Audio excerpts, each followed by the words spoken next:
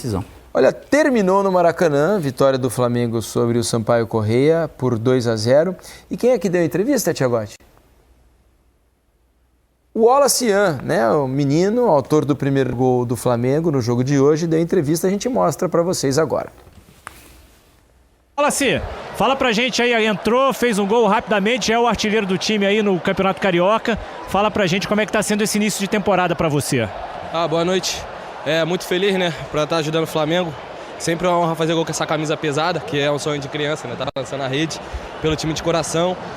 Feliz, né, trabalhando bastante pra fazer esse tipo de coisa dentro de campo, dar o máximo, correr, porque essa camisa pede isso, raça, e fazer o gol, eu dedicar pra minha família. Legal, obrigado. Tá aí o menino fazendo mais um gol com a camisa do Flamengo e se mostrando ao torcedor. O Wallace Yan, na categoria de base, ele fez o lado de campo pela direita, o lado de campo pela esquerda, o meia que chegava no atacante e o atacante de referência. Caraca. Então ele consegue fazer todas as posições de campo e nesse Flamengo ele talvez seja o maior beneficiado pela venda do Carlinhos. Porque se tira um jogador que não entrega o suficiente para brigar pela titularidade e dá espaço para a categoria de base. Isso aí talvez seja o grande passo dessa nova gestão de futebol do Flamengo, de conseguir mapear ali talentos da base e ver o elenco para você conseguir botá-los para poder jogar. Hoje, por exemplo, a gente teve uma dupla de zaga de categoria de base, o Cleiton e o João Vitor. O Wallace Yan entrou no intervalo, fez esse gol aí de cabeça depois do escanteio cobrado pelo Luiz Araújo.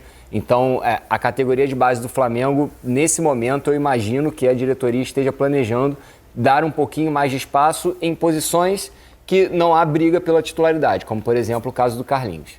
É isso aí, a gente está mostrando os dois gols. Esse é o segundo gol marcado pelo Alcaraz no cruzamento do Luiz Araújo. Deixa eu trazer aqui a nossa equipe, né, que fez a transmissão do jogo no Premier. Jader Rocha, cadê o Jader? Vamos botar ele aqui no telão, ó. Jader Rocha. Boa, Mano Menezes! E Paulo Nunes, o perigoso. Tudo bem, Jader? Bem-vindo ao Troca de Passes, vitória do Flamengo, com algumas mudanças, né? Um time quase reserva, mas teve a Arrascaeta no segundo tempo, por exemplo. Conta mais, Jader. Bem-vindo, amigo. Valeu, obrigado, Diniz. Um grande abraço pra você, os intrépidos do Troca. Beijo pro Alex, pro Raed, pra todo mundo que tá acompanhando aqui o programa. Fato, né? A Arrascaeta entrou e já com a sua nova camisa, a camisa 10, depois de ser, inclusive, abençoado por Zico. Teve vídeo especial no telão aqui do Maracanã, antes do jogo, para uma entrega simbólica desta camisa 10 para o Arrascaeta com as bênçãos do Zico. E ele pôde desfrutar um pouquinho de alguns minutos nessa vitória de 2-0 que leva o Flamengo para o G4 do Campeonato Carioca. E mais do que isso, a gente tá vendo imagens, inclusive, aí, né, do momento em que o Arrasca via o vídeo do Zico lhe entregando a camisa número 10. Mais do que a vitória, o ingresso no G4, a sequência de resultados positivos, são 3 vitórias agora consecutivas, o Felipe Luiz projetando a grande decisão da Supercopa. E como a gente falava aqui no final da transmissão, não é, Eric e Paulo Nunes, os dois times, Flamengo e Botafogo, chegando num momento positivo para decidir o título lá no Mangueirão. Pelo lado do Flamengo, todas as observações que o Felipe tem feito nesses primeiros jogos da temporada. É isso, Jader, Paulinho. Boa noite, Felipe, Alex, Raed. Boa noite para todo mundo que está acompanhando o Troca. Eu acho que o que foi mais legal dessa noite aqui no Maracanã foi perceber que o trabalho do Felipe vem evoluindo muito. Ainda que ele seja um técnico iniciante, a gente pode dizer assim, mas o time que entrou em campo, ou que começou a partida, não tem nenhum titular, né? O Arrascaeta só entrou no intervalo, como o Felipe você falou, Jader.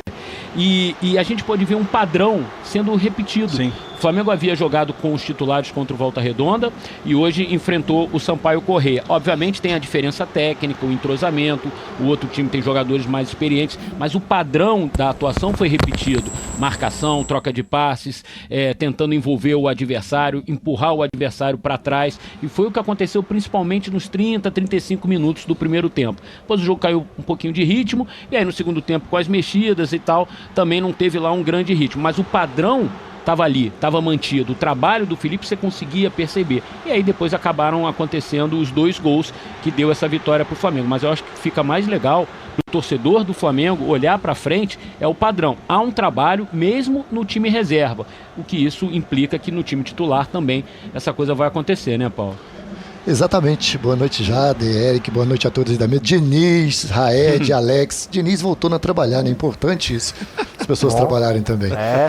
O jogo era para ser uma vitória somente do Flamengo, né? O time que mais buscou o gol adversário. Teve dificuldades porque o Sampaio Corrêa marcou bem, né? Não dava muito espaço entre as linhas, principalmente do setor do defensivo com o meio campo. O Flamengo rodava a bola de um lado para o outro, circulava de um lado para o outro em velocidade, usou muito o lado direito, principalmente no primeiro tempo, com o Varela e com o Matheus Gonçalves, e atuaram bem, fizeram grandes tabelas ali para aquele setor.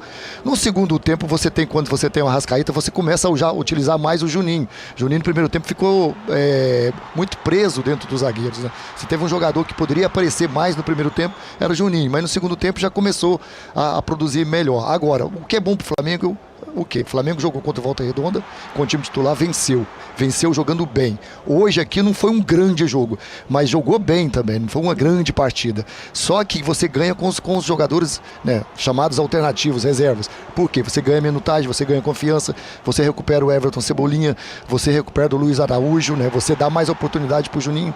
Eu acho que isso foi importante pro Flamengo hoje. O Alan fez um bom jogo. O Alan hoje, fez, né, Paulo? exatamente. É um jogador muito criticado pelo torcedor. Exatamente. Precisando de uma resposta positiva, né? Então você começa a trazer esses jogadores também para a final. O Flamengo também tem que pensar muito nessa final.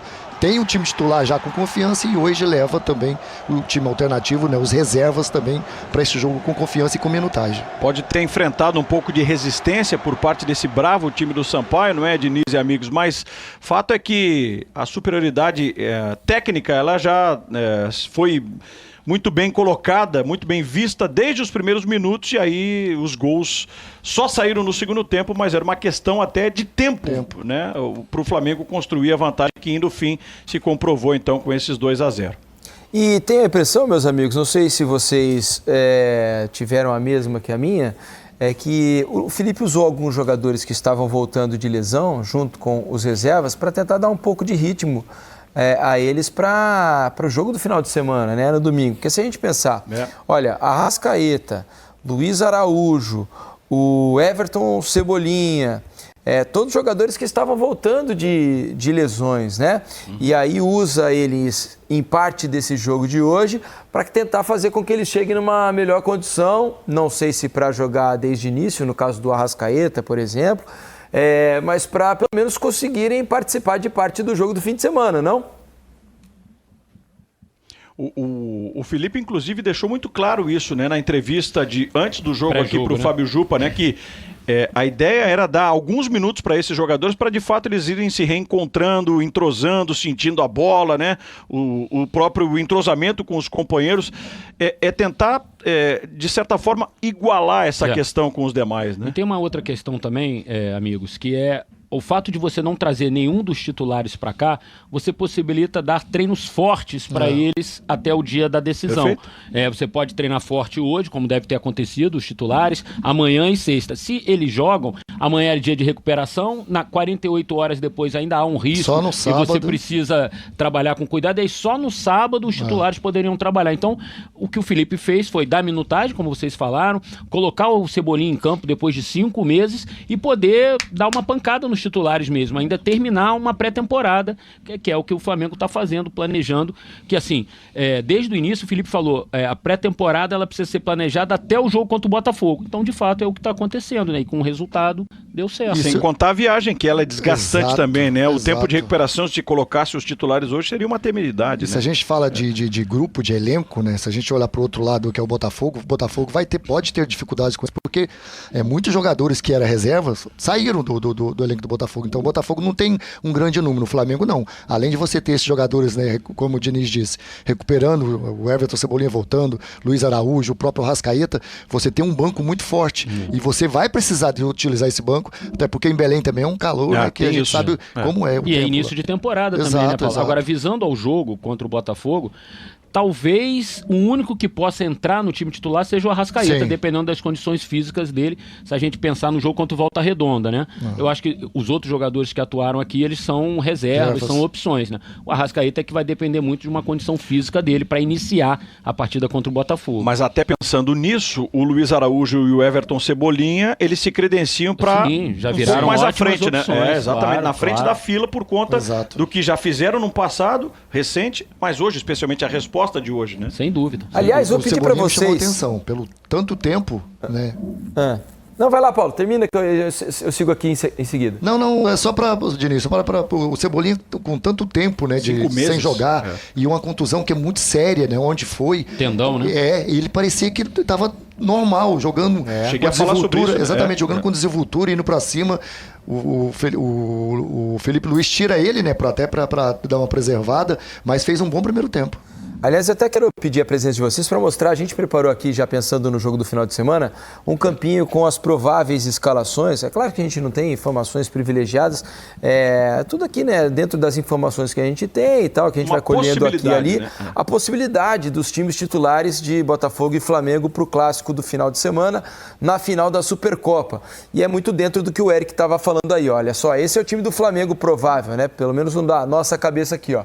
Com Rossi no gol, Wesley, Léo Ortiz, Léo Pereira e Alexandro, De La Cruz, Pulgar, Plata, Gerson, Michael ou Arrascaeta, Bruno Henrique. E acho que é uma dúvida também se fica Michael ou Plata no time titular, caso a escolha seja pelo Arrascaeta. E aí o Gerson vai fazer provavelmente o lado direito ali, onde está o Plata, né? Normalmente é assim. Acha que pode haver algo diferente disso, meus amigos? Olha, eu não tenho nenhuma informação de que, de repente, o Felipe na entrevista coletiva pode até me desmentir, mas eu acho que o Arrascaeta vai iniciar no banco esse jogo. Ele ainda não está ainda naquele ritmo, né, Paulo?